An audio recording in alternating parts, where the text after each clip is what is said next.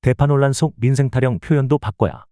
22대 총선 국면에서 엉뚱하게 대파 논란이 불거졌다. 윤석열 대통령이 농산물마트 방문해서 대파 가격이 875원이면 합리적인 가격이라고 생각된다고 한 발언이 나온 뒤다. 야당은 이 가격이 현실과 매우 동떨어진 가격이라고 대통령의 보여주기식 물가점검을 혹독하게 비판했다. 비판이 거세지자 이수정 국민의힘 경기 수원정 후보가 한 뿌리 가격이라고 말하면서 오히려 정치권은 물론 일반 시민들 사이에서도 비판 목소리가 증폭되는 역효과를 낳고 말았다. 조국혁신당 조국 대표는 대파 한 단에 875원이라고 믿고 그걸 합리적인 가격이라고 말한 대통령. 참 부끄럽고 창피하다며 윤석열 정권은 좌파도 우파도 아닌 대파 때문에 망할 것이라고 비판하기도 했다. 필자는 대파 논란의 사실관계와 그 해석을 둘러싼 정치인들의 말싸움에 끼어들기보다는 이 기회에 언어학자로서 한국 정치의 발전을 위해서 평소 중요하다고 생각한 점을 지적하고자 한다.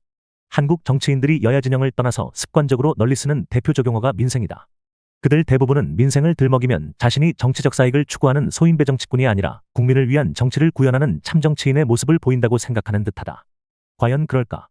언어 표현은 그것이 말 그대로 지칭하는 외연적 의미 외에도 내포적 의미가 중요하다. 민생이라는 용어는 한자어로서 백성의 삶이라는 그 외연적 의미가 일견 정치적 적절성이 있어 보인다. 그러나 이 용어는 시대적으로 어울리지 않는 후진성과 편협성을 숨기고 있다.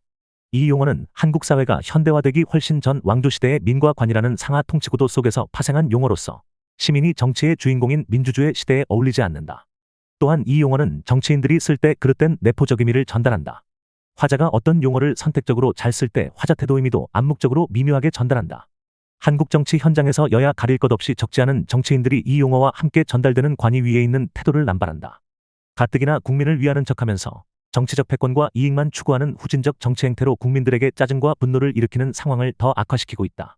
페이스북의 유명 논객인 김상수 감독은 일찍이 민생이라는 용어가 관이 민 위에 있음을 넌지시 전달하는 문제점을 지적하며 대신 시민경제 같은 용어 사용을 제안한 바 있다.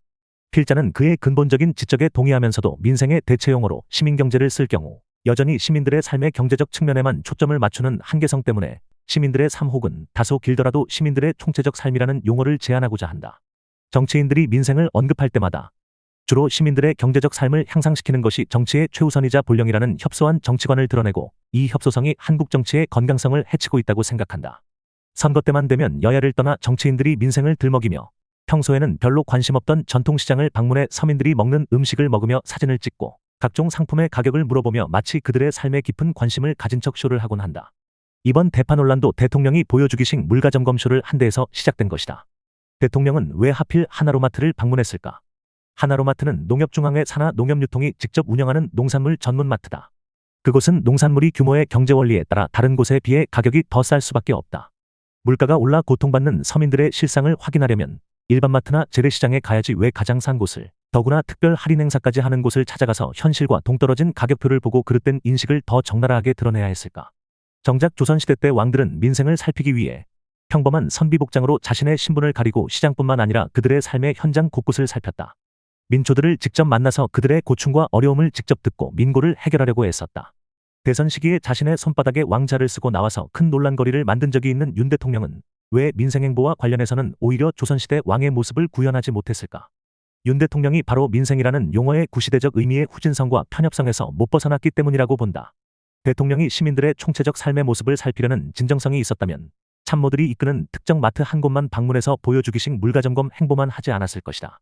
대통령이 서민들의 삶에 깊은 연민과 지대한 관심이 있는 사람이라면 조선시대 성군이 그렇게 했듯이 서민의 복장을 하고 수행원도 최소화하고 과다한 언론 노출을 피하려 했을 것이다.